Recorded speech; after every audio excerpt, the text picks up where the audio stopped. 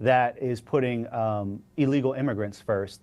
And we just don't feel like we're being listened to. Exactly. And so hopefully there will be a voice for the American people in conservative media.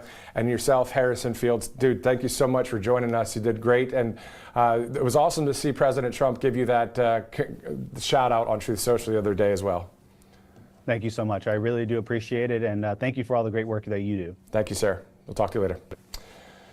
So before we get to some more of the topics of the day, and before we toss it back out there live to Mar-a-Lago for President Trump's news conference, which will start at any minute, I want to thank the Birch Gold Group, an awesome sponsor here at Right Side Broadcasting Network. As you know, all you have to do is text Trump to 989898. But why would you want to do that? Well, in these crazy times, there's peace of mind and security, especially financial security.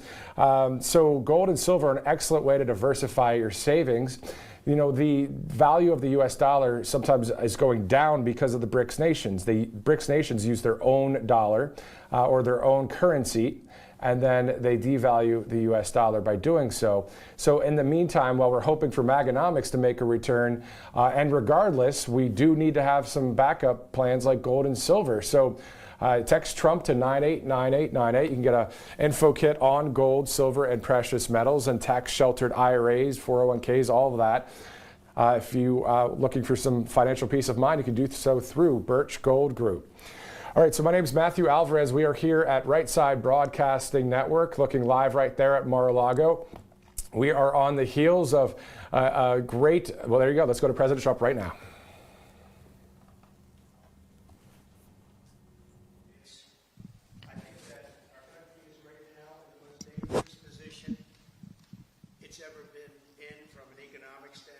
From a safety standpoint,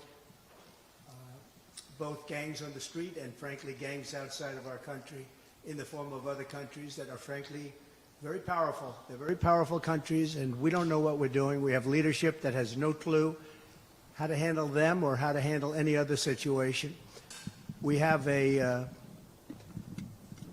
lot of bad things coming up. You could end up in a depression of the 1929 variety, which would be a devastating thing, took many years, took decades to recover from it. And we're very close to that, and we're very close to a world war. In my opinion, we're very close to a world war. We have people that don't know how to handle it. They're not respected. All over the world, they're laughed at. And we can't have that. Most dangerous period of time I've ever seen for our country. With that being said, we have somebody that hasn't received one vote for president, and she's running, and that's fine with me. But we were given Joe Biden, and now we're given somebody else. And I think, frankly, I'd rather be running against the somebody else. But that was their choice. They decided to do that because Kamala's record is horrible. She's a radical left person at a level that nobody's seen. She picked a radical left man that is, he's got things done that he has positions that are just not, it's not even possible to believe that they exist. He's going for things that nobody's ever even heard of. Heavy into the transgender world, heavy into lots of different worlds having to do with safety. He doesn't want to have borders. He doesn't want to have walls. He doesn't want to have any form of safety for our country. He doesn't mind people coming in from prisons, and neither does she, I guess, because she's not, she couldn't care less. She's the border czar. By the way, she was the border czar 100%. And all of a sudden, for the last few weeks, she's not the border czar anymore, like nobody ever said it. And I just hope that the media becomes more diligent, more honest, frankly, because if they're not going to be honest, it's going to be much tougher to bring our country back. We have a very, very sick country right now. You saw the other day with the stock market crashing. That was just the beginning. That was just the beginning. It's going to get worse. It's going to get a lot worse, in my opinion. And fortunately, we've had some very good polls over the last fairly short period of time. Rasmussen came out today. We're substantially leading, and others came out today that we're leading, and in some cases substantially. I guess MSNBC came out, or CNBC came out also with a poll that was, has us leading and leading fairly big in swing states. In some polls, I'm leading very big in swing states because they want safety. People want safety. They want security. They want respect all around the world for our country. They don't want this horrible culture that is developing, a culture of no common sense. It's really a culture of no common sense, and it's not what anyone wants. We want to have a safe country. We want to have a strong military. We want low interest rates, and we want to be able to have the American dream. We want to be able to have our youth be able to buy homes, housing, get good jobs. And we're really just at the opposite right now. It's so sad to see. But as a border czar, she's been the worst border czar in history, in the world history. I think the number is 20 million, but whether it's 15 or 20, it's numbers that nobody's ever heard before.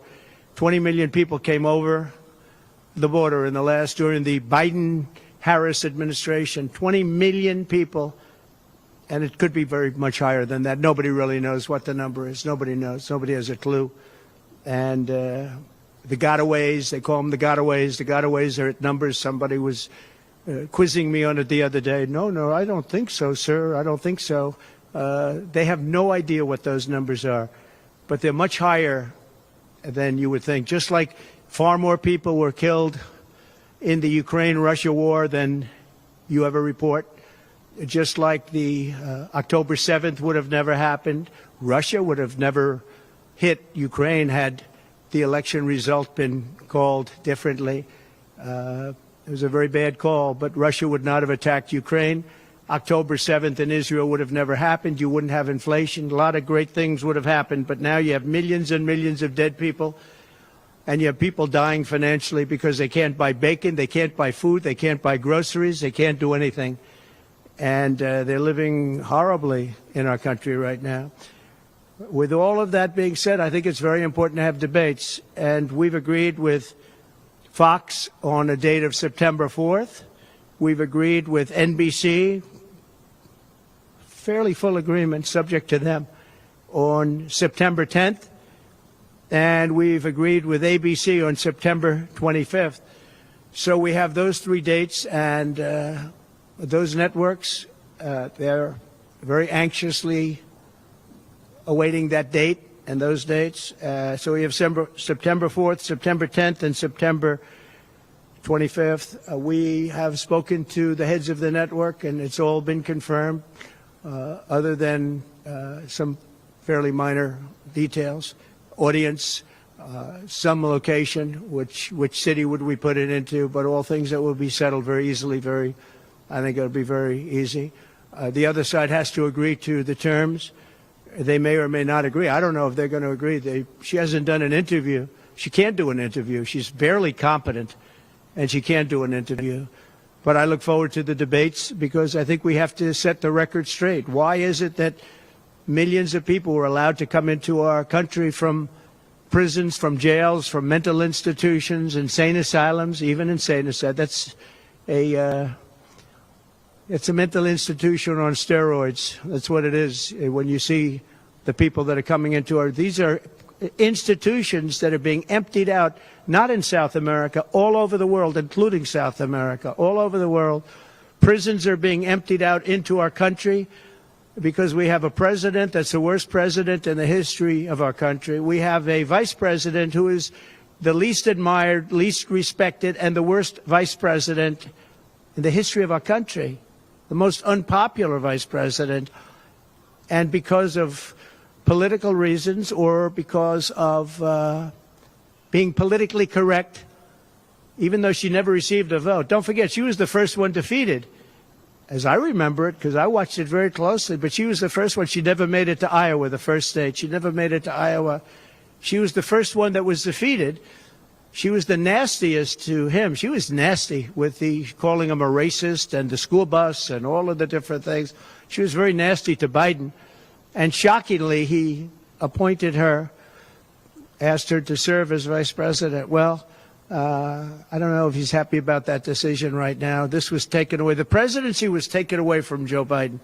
And I'm no Biden fan, but I'll tell you what, from a constitutional standpoint, from any standpoint you look at, they took the presidency away. And people were saying he lost after the debate. He couldn't win. Well, I don't know that that's true necessarily. But whether he could win or he couldn't win, he had the right to run. and they took it away. They said they're going to use the 25th Amendment. They're going to hit you hard. Either we can do it the nice. I know exactly, because I know a lot of people on the other side, believe it or not. And they said, we'll do it the nice way or we'll do it the hard way. And he said, all right. So that, I mean, they've really taken, what they've done is pretty incredible. And now I'm running against somebody else, and we're leading. We're leading. So I'm not complaining. I'm saying for a country with a constitution that we cherish this constitution. To have done it this way is pretty severe, pretty horrible. You would have thought they would have gone out to a vote. They would have had a primary system. They would have done something, but to just take it away from him like he was a child. And he's a very angry man right now, I can tell you that. He's not happy with Obama, and he's not happy with Nancy Pelosi, crazy Nancy. She is crazy, too.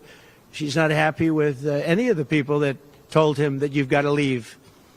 He's very unhappy, very angry, and I think he also blames her. He's trying to put up a good face, but it's a very bad thing in terms of a country when you do that. I'm not a fan of his, as you probably have noticed, and he had a rough debate. But that doesn't mean that you just take it away like that. Or you go out to a vote, you do something. He had 14 million votes. She had no votes. She got no votes.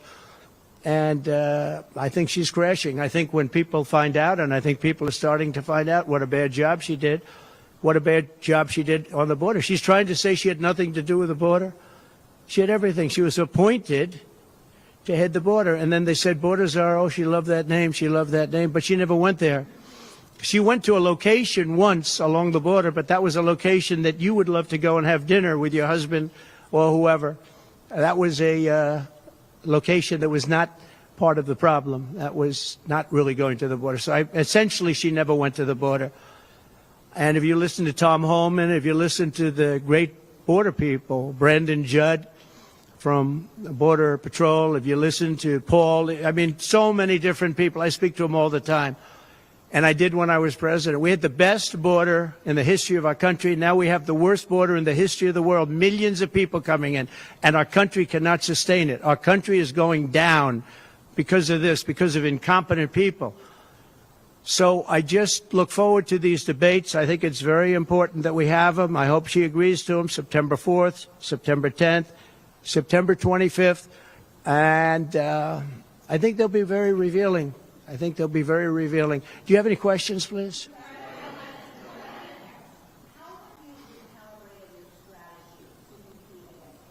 I haven't recalibrated strategy at all. It's the same policies, open borders, weak on crime. I think she's worse than Biden because he got forced into the position. She was there long before. She destroyed San Francisco. She destroyed California as the AG. But as the DA, she destroyed San Francisco. A friend of mine, Bob Tisch, all know the Tisch family. He was in many cities with companies. He said the greatest city in the country is San Francisco. That was about 20 years ago. And he passed away a while ago, and he would be looking down and said, what happened? He thought it was the best city in the country. He had divisions there, lows. And he would be looking down in horror now when he sees she destroyed no cash bail, weak on crime. She's terrible. And yet they weaponized the system against me. They have me. I got so many lawyers. Now they want to delay cases. I won the big case in Florida. I won the big case. Nobody even wrote about it. The big case, the judge was a brilliant judge. And all they do is they play the ref with the judges. This judge was a fair but brilliant judge. And as you probably heard, the big documents case, I won it. Now, Biden lost it because he didn't have presidential immunity. He didn't have the Presidential Records Act. He lost it. But the special, I call it prosecutor, special counsel, special prosecutor to me, he, appointed by him and appointed by Garland, he said the man's incompetent. He can't stand trial, but he can run for president. But we no longer have to worry about that because we have somebody that, in my opinion, is more incompetent. She couldn't pass her bar exam and lots of other things, and she should not be in a position. Because if she becomes president, our country is going to be a giant fail. It's going to fail. It's going to be a failure the likes of which this world has never seen. Yeah, please. No, how about you?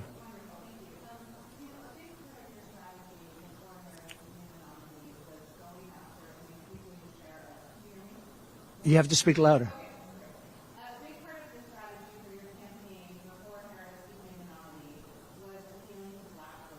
Yeah.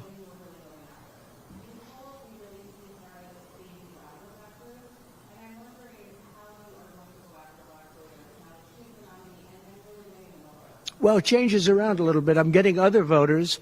Perhaps, I was doing very well with black voters, and I still am. I seem to be doing very well with black males. This is according to polls, as you know. It's possible that I won't do as well with black women, but I do seem to be doing very well with other segments, extremely well with Hispanic. Jewish voters way up. White males way up. White males have gone through the roof. White males way up. Now, I don't know. All we're doing is giving you the stats that you have. It could be that I'll be affected somewhat with black females, where we're doing pretty well. And I think ultimately they'll like me better because I'm going to give them security, safety, and jobs. I'm going to give them a good economy. We have a very bad economy right now. We could literally be on the throes of a depression, not recession, a depression. And they can't have that. They can't have. Design, develop, scale, repeat. Wix Studio, the platform for agencies and enterprises. See your favorite games come to life on metal posters from Displate. Discover official art on metal and let your walls join the game. Shop now at displate.com.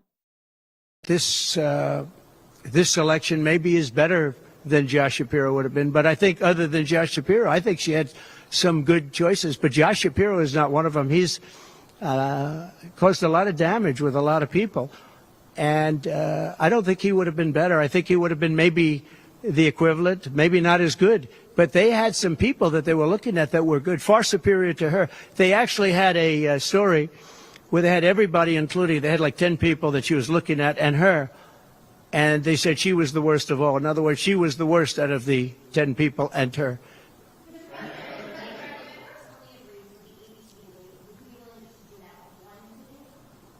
I don't know how that's going to work out. We'd like to do 3 debates. We think we should do 3 debates. We think Fox and ABC, and we also have CBS is going to do the vice presidential debate. So CBS will do vice presidential, and I have to tell you, J.D. Vance has really stepped up. He's doing a fantastic job.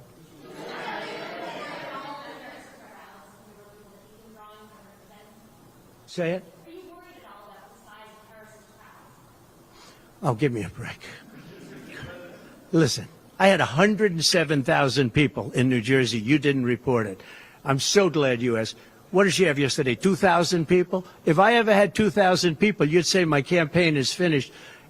It's so dishonest, the press. And here's a great example. I had in Michigan recently 25,000 people, and 25,000 people we just couldn't get them in. We had in Harrisburg 25,000 people, and 20,000 people couldn't get in. We had so many. Nobody ever mentions that. When she gets 1,500 people, and I saw it yesterday on ABC, which they said, oh, the crowd was so big. I have 10 times, 20 times, 30 times the crowd size. And no, they never say the crowd was big. That's why I'm always saying turn around the cameras. I'm so glad you asked that. I think it's so terrible when you say, well, she has 1,500 people, 1,000 people, and they talk about, oh, the enthusiasm. Let me tell you, we have the enthusiasm. The Republican Party, and me as a candidate, but the Republican Party has the enthusiasm because people want to see crime stopped. They want to see a country that's respected. Think of it. If I were president, you wouldn't have Russia and Ukraine, where it never happened. 0 chance. You wouldn't have had October 7th of Israel. You wouldn't have the horrible withdrawal. And I don't mean the withdrawal, because the withdrawal was fine. I was ready to withdraw from Afghanistan, and we were going to do it with dignity and strength. And we were keeping our equipment. We weren't leaving $85 billion worth of equipment behind. And we wouldn't have had 13 great soldiers. I know the families of those soldiers well. we wouldn't have had your soldiers killed, and we wouldn't have had 45 soldiers obliterated. No legs, no arms, the face. None of that would have happened. And you wouldn't have had inflation. You wouldn't have had any inflation because inflation was caused by their bad energy problems. Now they've gone back to the Trump thing because they need the votes. I don't know if you know, they're drilling now because they had to go back because gasoline was going up to $7, $8, $9 a barrel. So they said, we better do what Trump. But the day after the election, if they won, you're going to have fuel prices go through the roof. Everybody's going to be forced to buy an electric car, which they're not going to do because they don't want that. It's got a great market. It's got a market. It's really a sub-market. People want gasoline-propelled cars. They want hybrids. They want to have everything, and they want electric. But they want everybody to have an electric car. We don't have enough electricity. We couldn't make enough electricity for that. And you know what else? The weight of a car, the weight of a truck. They want all trucks to be electric. Little things that a lot of people don't talk about. The weight of a truck is 2.5 times heavier. You would have to rebuild every bridge in this country if you were going to do this ridiculous policy. So, but on crowd size, in history, for any country, nobody's had crowds like I have, and you know that. And when she gets 1,000 people and everybody starts jumping, you know that if I had 1,000 people would say, that's the end of his campaign. I have hundreds of thousands of people. In South Carolina, I had 88,000 people. In Alabama, I had 68,000 people. Nobody says about crowd size with me. But she has 1,000 people or 1,500 people, and they say, oh, the enthusiasm's back. No.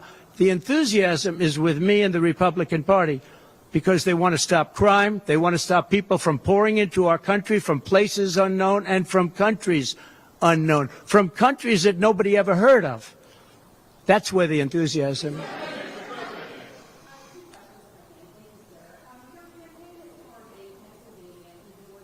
Yeah.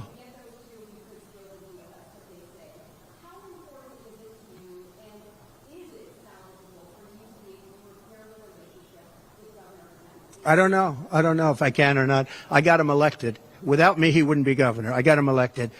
He was doing terribly. I got him elected. With that being said, I hope we can repair it. But if we don't, the people are still the people, and they're going to vote. We're leading in Georgia by a lot. We're leading in Pennsylvania by a lot. So, but I don't know. Now, in Pennsylvania, I have great relationships. In Georgia, I do too, but unfortunately not with the governor. I've never understood it. When you get somebody elected, they're supposed to like you. He's not exactly, for some reason, and you'll have to ask him about that.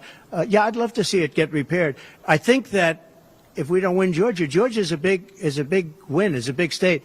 So I won Alabama by a record. Nobody's ever gotten that many votes. I won South Carolina by a record. You don't win Alabama and South Carolina by records and lose Georgia. It doesn't happen. And the people of Georgia understand that. There was tremendous anxiety and problems in Georgia. A lot of people say, what happened? And all we want is honest elections. If we have honest elections in Georgia, if we have honest elections in Pennsylvania, we're going to win them by a lot.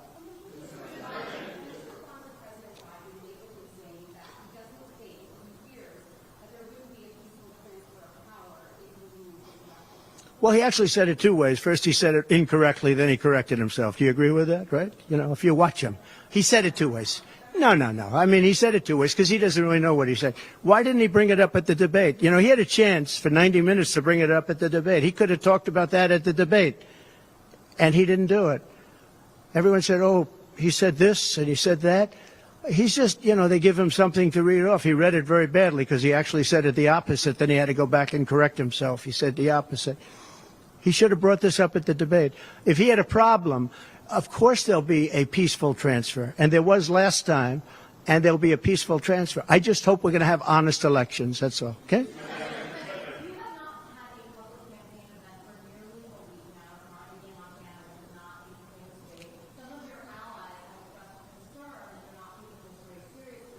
What a stupid question this is. Because I'm leading by a lot and because I'm letting their convention go through, and I am campaigning a lot. I'm doing tremendous amounts of taping here. We have commercials that are at a level I don't think that anybody's ever done before. Plus, in certain cases, I see many of you in the room where I'm speaking to you on phones, I'm speaking to radio, I'm speaking to television. Television's coming over here. Excuse me, what are we doing right now? She's not doing any news conference. You know why she's not doing it? Because she can't do a news conference. She doesn't know how to do a news conference. She's not smart enough to do a news conference. And I'm sorry, we need smart people to lead this country because our country's never been in this danger before, both economically and from an outside perspective. Russia doesn't respect us anymore. China doesn't respect us anymore. North Korea, Kim Jong-un, liked me a lot. He doesn't like this group. We are in great danger. We're in great danger of being in World War III. That could happen. No, after their convention, yeah. And I'm going out. Actually, I'm going out to certain places to help certain senators get elected. Not even for me. I'm trying to help when I go out to Wyoming or when I go out to Montana, or I'm going to different places to help people. And I don't have to go there because I'm leading those states, as you know, by 35, 40, 50 points. I'm leading by record numbers. I'm going because I want to help senators and congressmen get elected. Congressmen and women get elected. Yes, please. Yeah, go ahead. The upcoming what? Oh, yeah.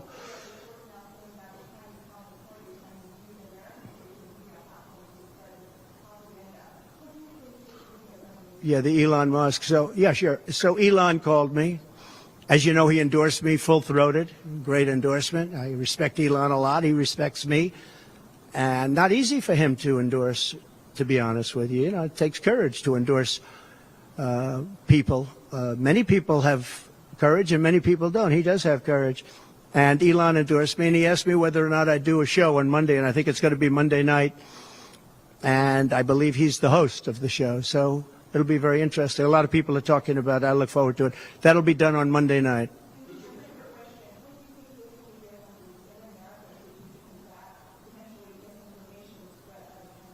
Well, you have a lot of misinformation spread about China, and you have a lot of misinformation spread about a lot of different places. I think I'm going to get along great with China.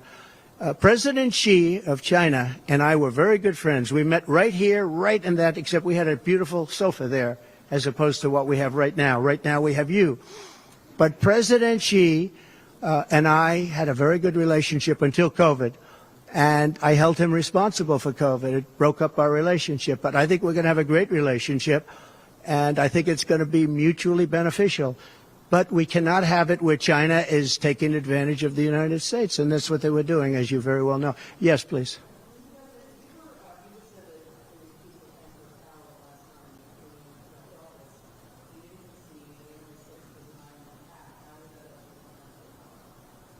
What's your question? No, I think the people that, if you look at January 6th, which a lot of people aren't talking about very much, I think those people were treated very harshly when you compare them to other things that took place in this country where a lot of people were killed. Nobody was killed on January 6th. But I think that the people of January 6th were treated very unfairly. And they were there to complain, not through me, they were there to complain about an election.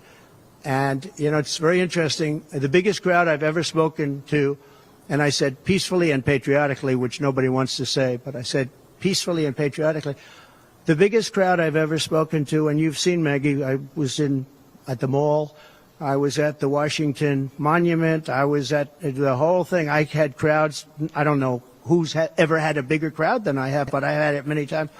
The biggest crowd I've ever spoken before was that day, and I'll tell you, it's very hard to find a picture of that crowd. You see the picture of a small number of people relatively going to the Capitol, but you never see the picture of the crowd. The biggest crowd I've ever spoken, I've spoken to the biggest crowds. Nobody's spoken to crowds bigger than me. If you look at Martin Luther King, when he did his speech, his great speech, and you look at ours, same real estate, same everything, same number of people, if not, we had more. And they said he had 1 million people, but I had 25,000 people. But when you look at the exact same picture, and everything's the same because it was the fountains, the whole thing, all the way back to from Lincoln to Washington, and you look at it, and you look at the picture of his crowd, my crowd, We actually had more people. They said I had 25,000 and he had 1 million people. And I'm okay with it because I liked Dr. Martin Luther King. Yeah, please.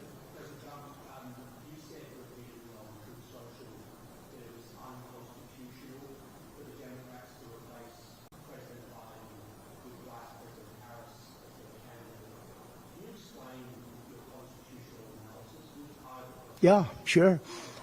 We have a constitution. It's a very important document, and we live by it.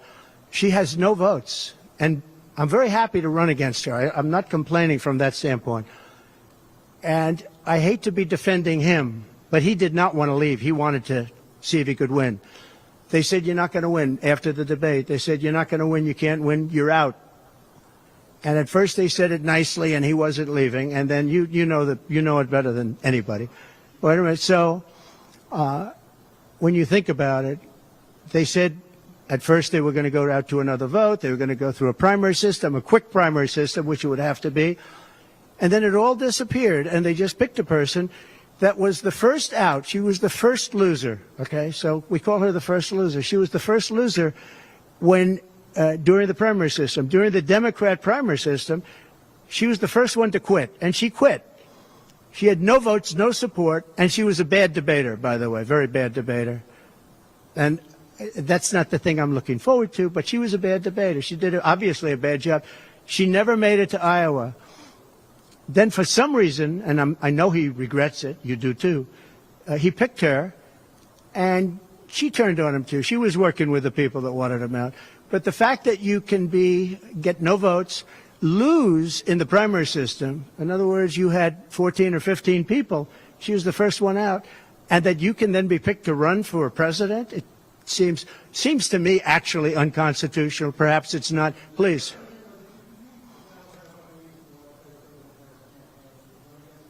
Against Joe Biden, are there any ways that you see her as a more challenging opponent than those other two?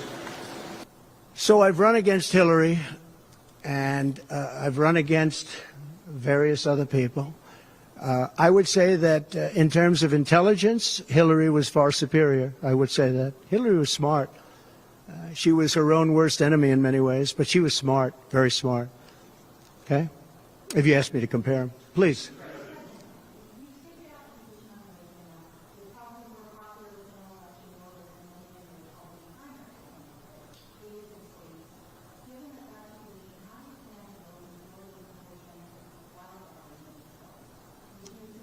Would you repeat that question, please?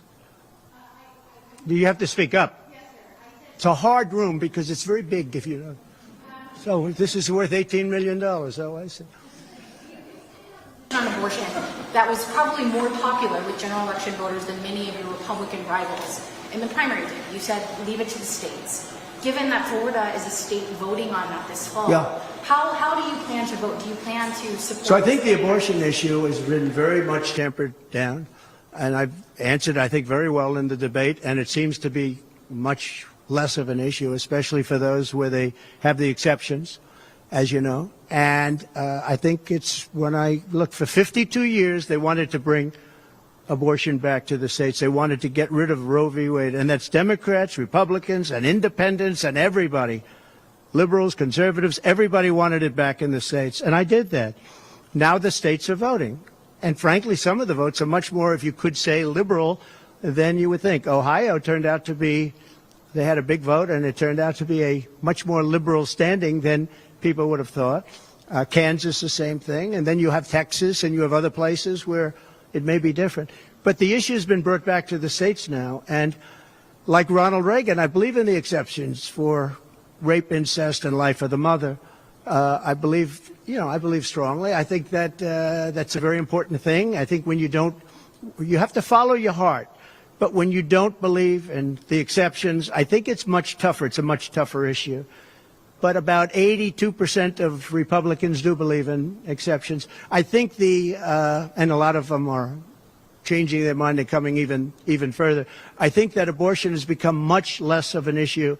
It's a very small, I think it's actually going to be a very small issue. What I've done is I've done what every Democrat and every Republican wanted to have done, and we brought that issue back to the states. And now the states are voting on it. And frankly, Some of the votes are a lot different than people would have thought, but it's the vote of the people is taking care of it.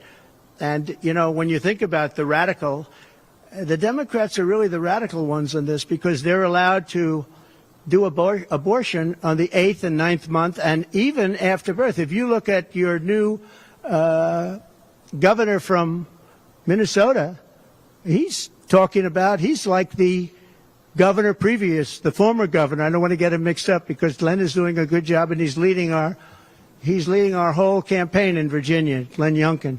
But previous to Glenn, the governor, he said the baby will be born, we will put the baby aside, and we will decide with the mother what we're going to do. In other words, whether or not we're going to kill the baby.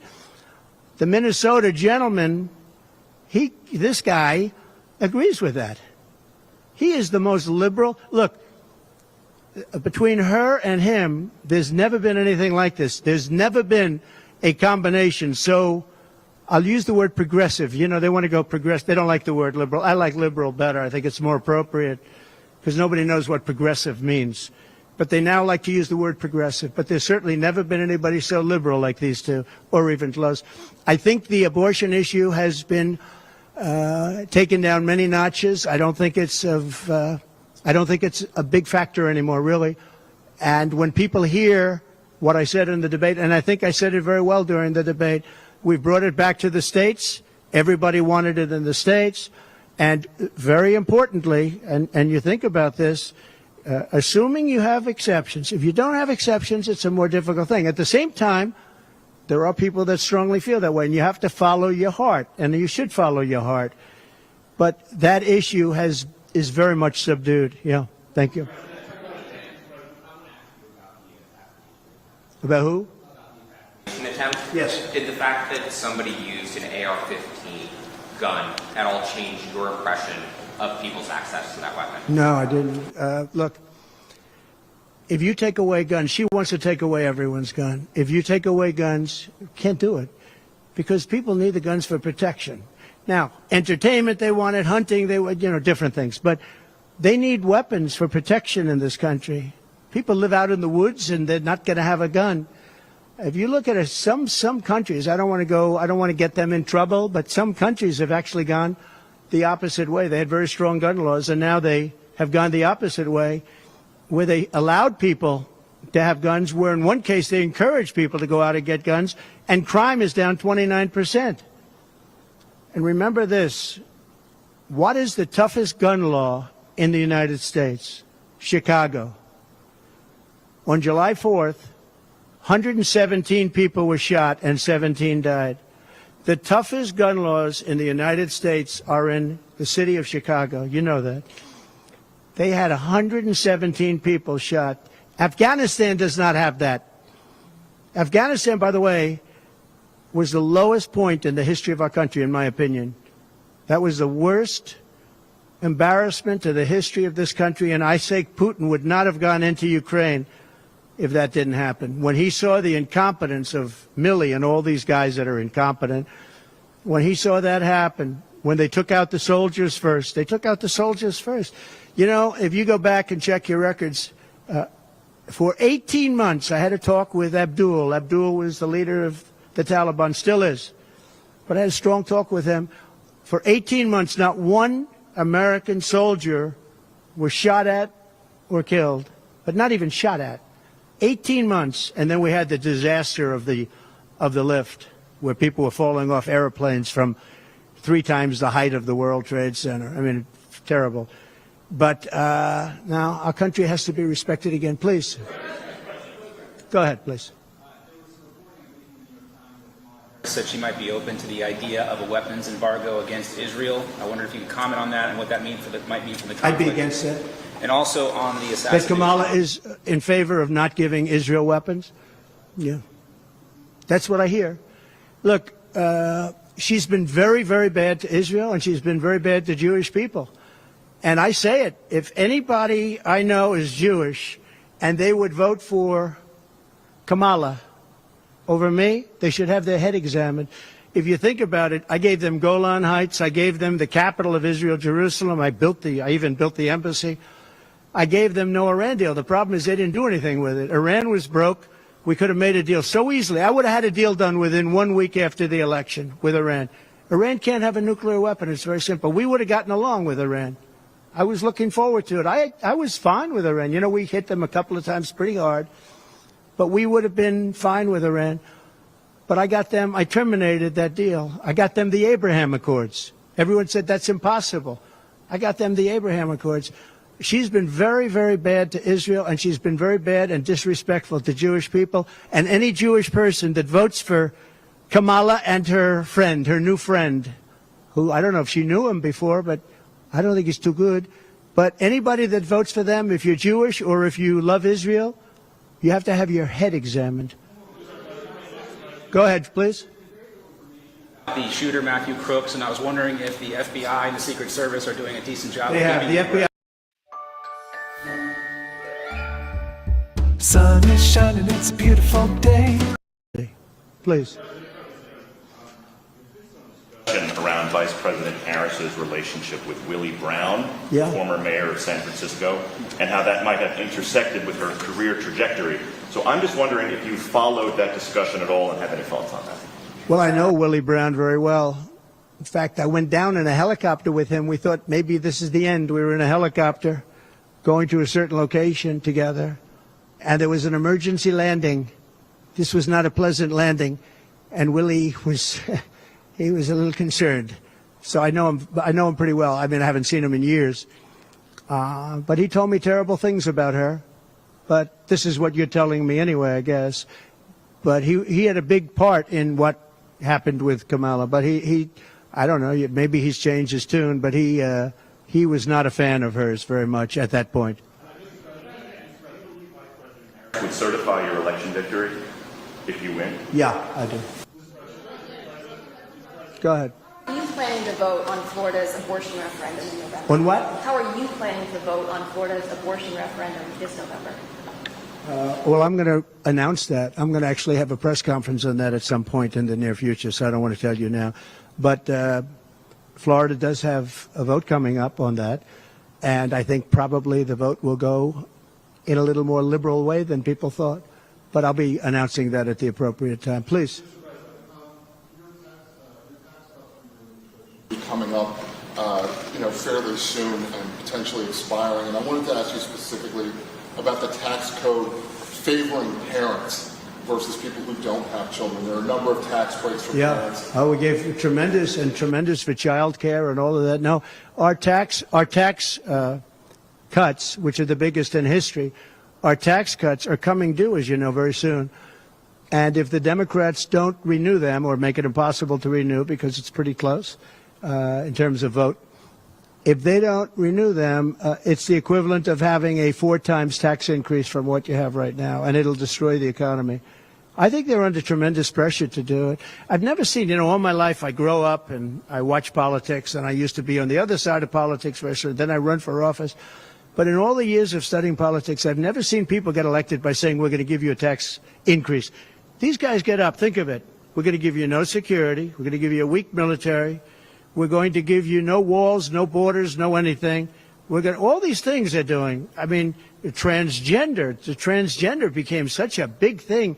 But they do all of these things, but they always say, we're going to give you a tax increase. I never heard anybody campaign on a tax increase.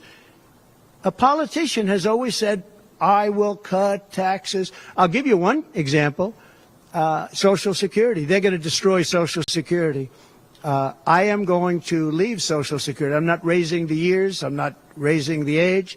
I will be saving Social Security, and I'm going to work it out that there's no tax on Social Security for seniors.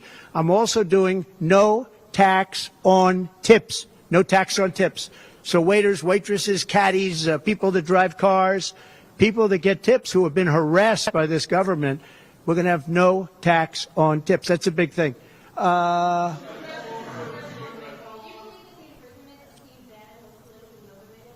Yeah, oh, absolutely, sure. Because other people have done far bigger things than Steve Bannon, sure. It's politically motivated. I think it's a horrible thing they did. Look, they've weaponized government against me. Look at the Florida case. It was a totally weaponized case. All of these cases, by the way, the New York cases are totally controlled out of the Department of Justice. They sent their top person to the various places. They went to the AG's office, got that one going. Then he went to the DA's office, got that one going, ran through it. No, this is all politics, and it's a disgrace. Never happened in this country. It's very common that it happens, but not in our country. It happens in banana republics and third world countries, and that's what we're becoming. We have no borders. We have bad voting regulations. Anytime you have mail-in ballots, you're going to have problems. France learned that lesson. You know, France had all mail-in voting, and they went back to paper ballots, voter identification, voter ID. They went back to a normal system, one-day voting. They don't want to be around, voting for 64 days. And look, the election, I keep talking about November 5th, but the election really starts on September 6th. That's when it starts because it's early voting. We should have one-day voting. We should have paper ballots. We should have voter ID, and we should have proof of citizenship. Please. No, the gentleman in back. For who? You're going to have to talk louder, sir.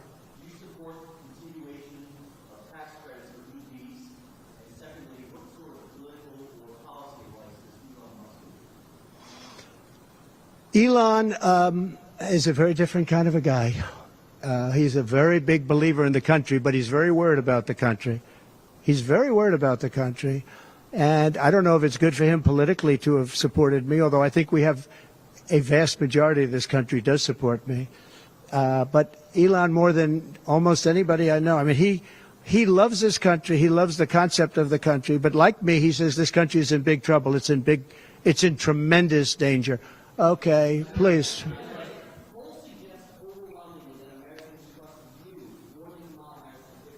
Economy. What message? I like this guy. What message? I like him. What message do you have to Americans, sir, who are struggling to pay for everyday life, such as groceries, rent? The polls have suggested. There are some polls that say we're going to win in a landslide. People are voting with their stomachs, meaning they're going to the grocery store. They're paying 50, 60, 70% more for food than they did just a couple of years ago. Look at what's happened to energy. Look at what's happened not only to their cars, where gasoline's gone from $1.87, $1.87, and we had moments when it was below that, but it's gone from $1.87 to $5, $6, and $7. And they take the strategic national reserves and they take it out, even though it's peanuts compared, it doesn't last long. But they're virtually empty now. We've never had it this low. And he's using that to keep the gasoline prices as low as possible. He's sucked all of the oil out, essentially the gasoline, to keep the price down a little bit, and it's had very little impact. But you know what? We have no strategic national reserves now. He's emptied it. It's almost empty. It's never been this low. And I had it at a good level, and I would have had it more if the Democrats would have approved the deal. You know, I had a deal to buy it at $22 a barrel, and now it's going to be close to 100 pretty soon, my opinion.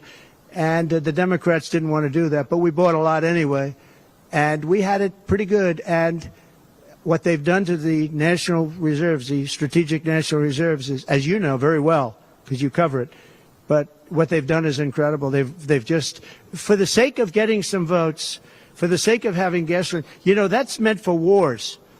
It's meant for, like, tragedy. It's not meant to keep a gasoline price down so that somebody can vote for Biden, or in this case, Kamala, who, by the way, is worse than Biden. And she's actually not as smart. Okay? She's actually not as smart. That's hard to believe, isn't it? Yeah, please.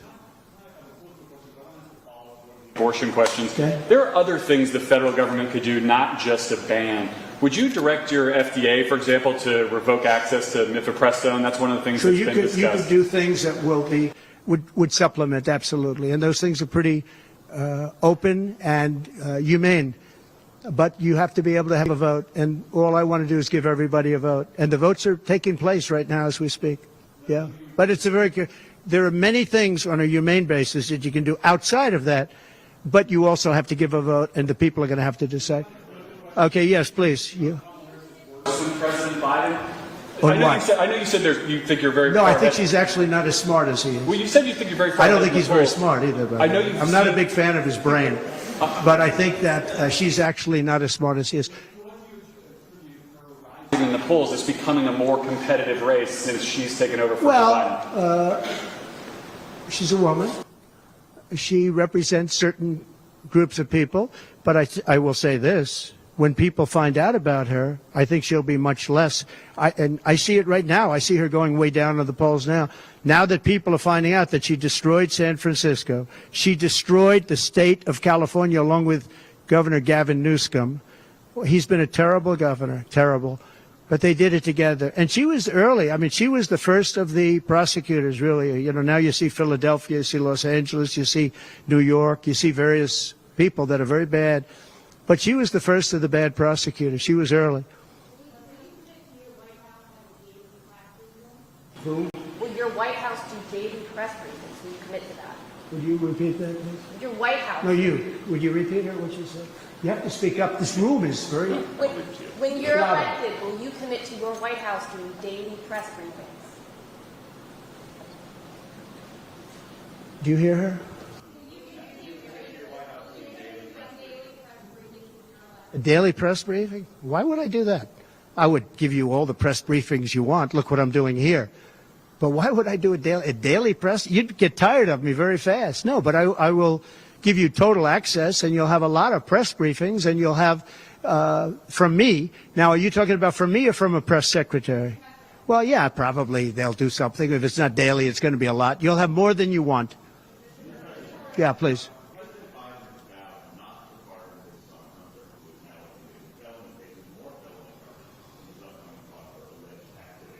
Would you consider granting clemency or a pardon? I don't think it's appropriate for me to talk about it. I think it's a tragic story. You want to know the truth.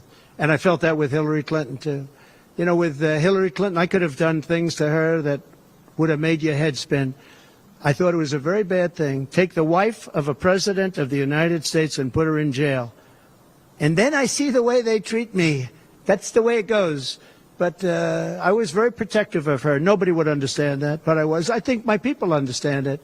They used to say, lock her up, and I'd say, just relax, please. We won the election.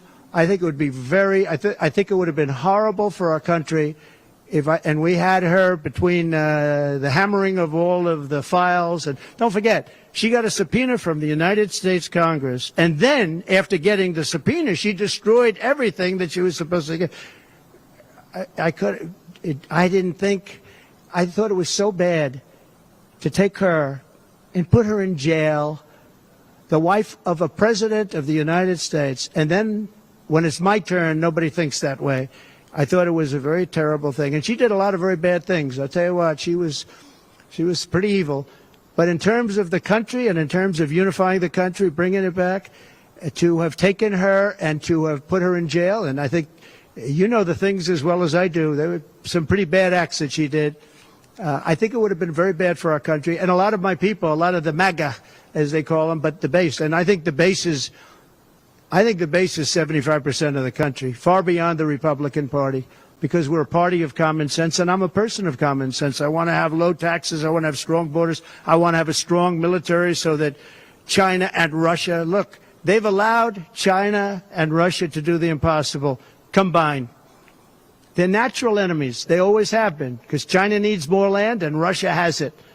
They've always been natural enemies, and because of Obama, it started with him, and then Biden, because he didn't know what the hell he was doing, they've now become one force. And then now they're adding Iran to it, and they're adding North Korea to it.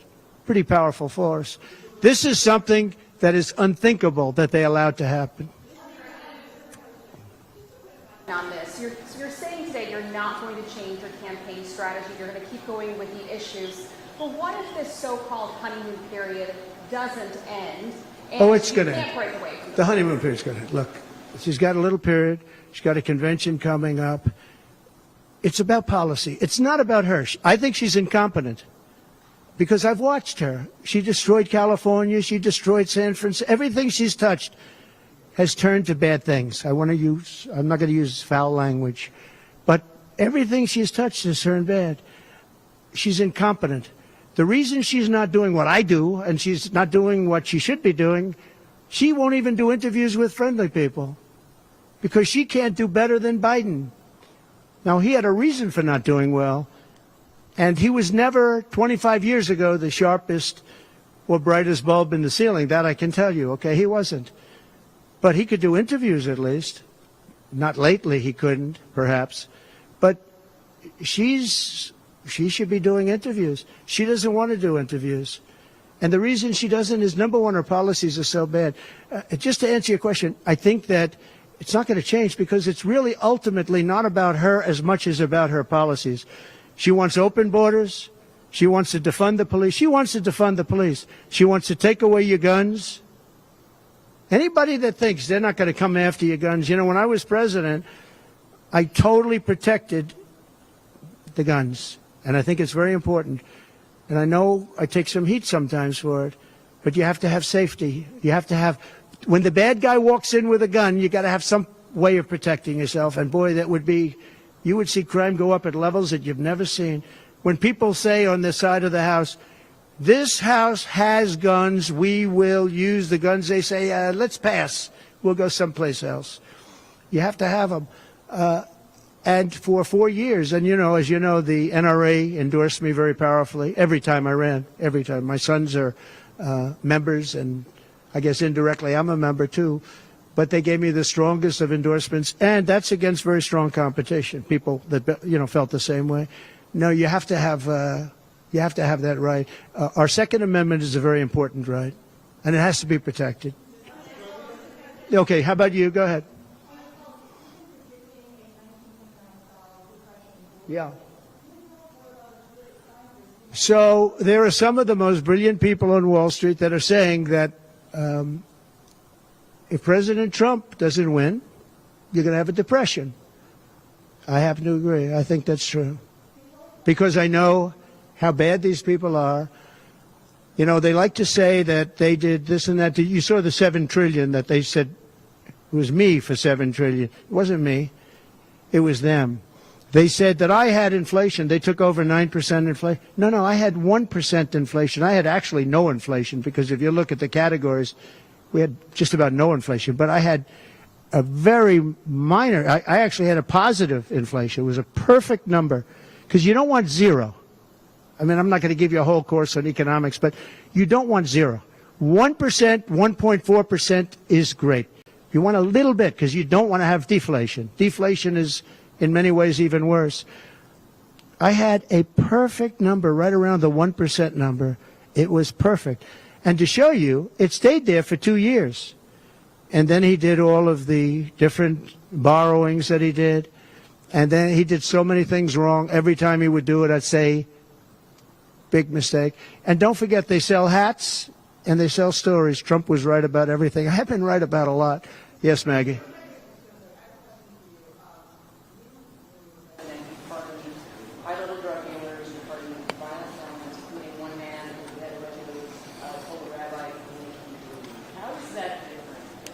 Well, we had a commission like other people do, and it's always complicated and it's always controversial. And we had commissions that, and I think of respected people, you know, many of the people on the commission, and they would recommend to me certain pardons for certain people. Some people were treated very harshly. A fantastic woman, as you know, she served 24 years for being on a phone call having to do with drugs. You know who I'm talking about. She was great. And she had another 24 years to go. And it was largely about marijuana, which in many cases is now legalized, okay? But we had many very highly regarded people on a commission, and they'd recommend, and they'd put a reason why. Some people were, you know, served time, but they served a lot of time for something that today people wouldn't even serve time by. Well, for the most part, I think they did. I mean, they did. They go through. They went through. I had a commission. It was a very important commission to me, and highly respected people. And frankly, they came up with some decisions that I wouldn't necessarily agree with, but I did it. But I let a lot of people out that had no representation. I went to people in jails, in prison that we respected. I said, how many of these people should be let out? We let out large groups of low-income people that were serving like 40 years for something that today you wouldn't even be put in jail for.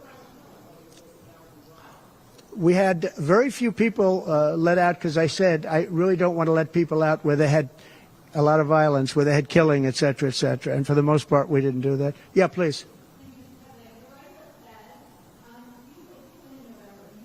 More of a say over the Fed on issues like the interest rate, and do you think that you can manage over the Federal Reserve? And do you think that you can manage a soft landing in the economy given with the current leadership in place? Right. Well, look, the Federal Reserve is a very interesting thing, and it's sort of gotten it wrong a lot, and he's tending to be a little bit late on things. He gets a little bit too early and a little bit too late, and you know that's very largely it's a gut feeling. I believe it's really a gut feeling. And I used to have it out with him. I had it out with him a couple of times very strongly. I fought him very hard.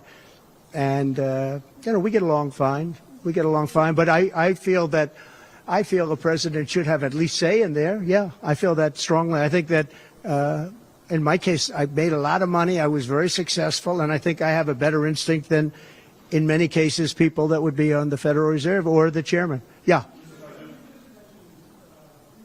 Prison for marijuana. Yeah. Harris supports rescheduling marijuana and also says that no one should go to prison for a marijuana offense. Do you agree with those positions? Well, as we legalize it, I start to agree a lot more because, you know, it's being illegalized all over the country. Florida has something coming up. I'll be making a statement about that fairly soon. But as we legalize it throughout the country, whether that's a good thing or a bad thing, it's awfully hard to have people all over the jails that are in jail right now for something that's legal. So I think, obviously, there's a lot of sentiment to doing that. Yeah, please. Harris's father is Jamaican-American, and she went to a historically black college. How is she only recently deciding to be black? Well, you'll have to ask her that question because she's the one that said it. I didn't say it. So you'll have to ask her, and I very much appreciate that question, but you'll have to ask her. But I've known her for a long time. I actually contributed to her campaign a long time ago because I was a developer. I contributed to lots of campaigns of Democrats, Republicans, and some were liberal and some were conservative. But you'll have to ask her about that. But to me, it doesn't matter. But to her, from her standpoint, I think it's very disrespectful to both, really. Whether it's Indian or black, I think it's very disrespectful to both. To me, it doesn't matter. Please, red dress. In the assassination, is your ear fully recovered? Is there a scar? Do you have any hearing damage from that? Pretty much recovered, yeah. I'm a fast healer. It's a hell of a shot, but I'm a fast healer. Yeah, pretty much recovered. No, it didn't hit that. I got very lucky. Mr. President? It just hit the lobe, as they call it. On your ear? Yeah, a little bit, not much. On top. President, I want to ask you about your mass on immigration. A little bit. An immigration question. You've been running on the idea of mass deportations. You say the biggest in American history is basically what you want.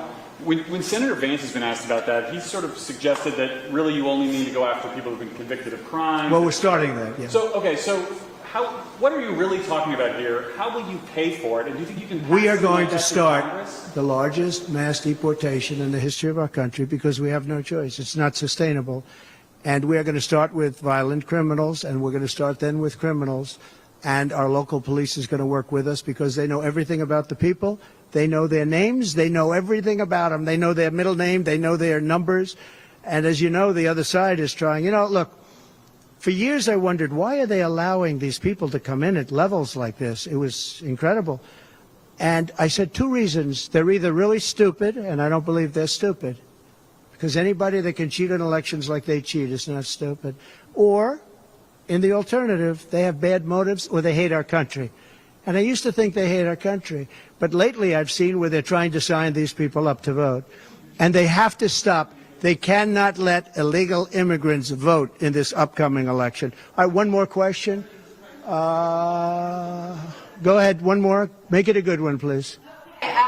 Regarding Social Security taxes for seniors, right. we talked about a while, experts say that the policy could increase the deficit by $1.6 trillion. So how would it work in your view? We have so many ways of making money in this country. We're not going to affect our Social Security. We're not changing it. And I proved that over 4 years.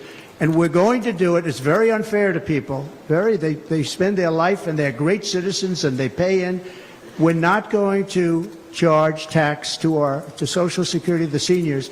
We're not going to do it. We're not going to charge. And also tax. I say the two things. We're going to have no tax on seniors, Social Security, and we're going to have no tax on tips. Very simple. And we are a country that has so many different ways to make money. We have under our feet more liquid gold, I call it oil, and gas, than any country in the world, much more than Saudi Arabia, much more than Russia. We have so many different ways we can make money. We're not going to hurt our seniors with Social Security, and we're not going to charge them tax. Okay? If sanctuary cities or municipalities are unwilling to cooperate, how do you plan to enforce that and use the federal? We should not have sanctuary cities. Sanctuary cities is a way of protecting criminals, and we should not have sanctuary cities. And if you go to California, and I know it well, I have property out there, great property. If you go to California and you ask the people of California, do they like the idea of sanctuary cities? They don't like it. They're tired of it. They're tired of crime. They're tired of what's happened to our country. Our country's become a crime-ridden mess, and we're going to stop it on November 5th. Thank you very much, everybody. Thank you. Thank you.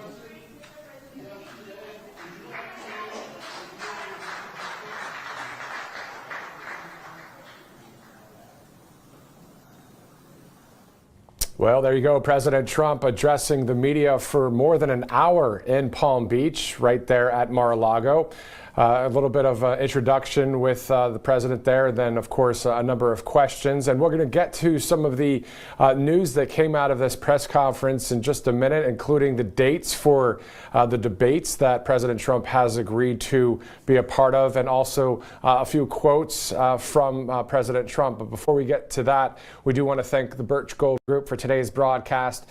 All you have to do is text Trump to 989898. You're going to get an info kit on gold, silver, precious metals by going to text Trump to 989898. Also, for this month, a free Fight silver coin for any purchases of any products there at Birch Gold Group. So once again, we thank the Birch Gold Group for today's broadcast. Now, some of the information that has come out of today's event there, the press event, President Trump has agreed to a number of debate dates. So the first one, September 4th on Fox, September 10th on NBC, September 25th on ABC.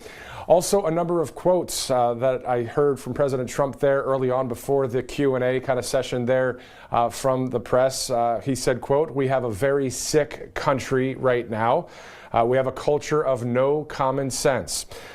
He also talked about Rasmussen polls showing President Trump in the lead over Kamala Harris. So a lot of news to get to, of course. We also, he got a question about his campaign schedule. Of course, we know that President Trump is the GOAT when it comes to rallies and events. And you've seen them here on Right Side Broadcasting Network since 2015. But here's a little bit of the back and forth between a reporter asking about his campaign schedule. We're getting it ready right now, that soundbite. But we do know that there are a number of events coming up here at Right Side Broadcasting Network, including tomorrow, Bozeman, Montana, a huge rally day in the state of Montana. So big sky country, going to be an awesome time there. 2 p.m. we'll start the Right Side Broadcasting Network scheduling. So we'll have boots on the ground there interviewing everybody from the people, and then we'll be seeing the president, who will speak at 7 Pacific time, 10 o'clock on the East Coast. So a Friday night right here at Right Side Broadcasting Network as we gear up for that. And as soon as we get that soundbite from earlier today with President Trump, we'll go to that as well. My name's Matthew Alvarez. Thank you so much for joining us here. Let's get to that little bit of this part of the soundbite from earlier today. Because I'm leading by a lot and because I'm letting their convention go through, and I am campaigning a lot, I'm doing tremendous amounts of taping here. We have commercials that are at a level I don't think that anybody's ever done before. Plus, in certain cases, I see many of you in the room where I'm speaking to you on phones, I'm speaking to radio, I'm speaking to television. Television's coming over here. Excuse me, what are we doing right now? She's not doing any news conference. You know why she's not doing it? Because she can't do a news conference. She doesn't know how to do a news conference. She's not smart enough to do a news conference. And I'm sorry, we need smart people to lead this country because our country's never been in this danger before, both economically and from an outside perspective. So one of very many highlights from today's news conference that started around 2:15 Eastern today from President Trump there in Mar-a-Lago. Of course, again, tomorrow, Bozeman, Montana is the next stop for the president. And then we'll be, of course, covering every event all the way to the election and beyond. The election's 89 days from today. As you heard from President Trump, early voting starts on September 6th in some states. So it's all around the corner. And obviously, we're thanking you guys for joining us here on Right Side Broadcasting Network. On the ballot in November, of course, is freedom and strength versus control and weakness. All right, so RSBN, we have a newsletter here at the network that if you go to rsbnetwork.com/newsletter, you can get a lot of great information and a lot of news every week, or at least daily as well, when it comes to rallies, with a lot of great stories that we have here at the network. So if you go to rsbnetwork.com/newsletter for that. Also, if you'd like to donate to the network, you can. You can go to rsbnetwork.com/donate for that. Or you can text Trump. Actually, you can text RSBN to 801-801. So it's RSBN to 801-801. The Trump text is for the Birch Gold Group, of course, Trump to 989898. But for us, it's RSBN to 801-801. We're looking forward to tomorrow. It's going to be Rally Day on a Friday in Big Sky Country in Montana. I'm Matthew Alvarez. For all of us here at Right Side Broadcasting Network, we're looking forward to seeing you tomorrow. I'm excited to announce my all-new mattress topper. In the times we're in, I wanted to bring you the best affordable mattress topper ever. So I took my two best technologies and combined them to make the ultimate mattress topper. And now you can get it for as low as $69.98. Queen size only $99.98. It all starts with my famous MyPillow foam that provides you that overall full body support. Second is the individual comfort supports that give you an amazing custom sleep experience. It's like it's made specifically for you.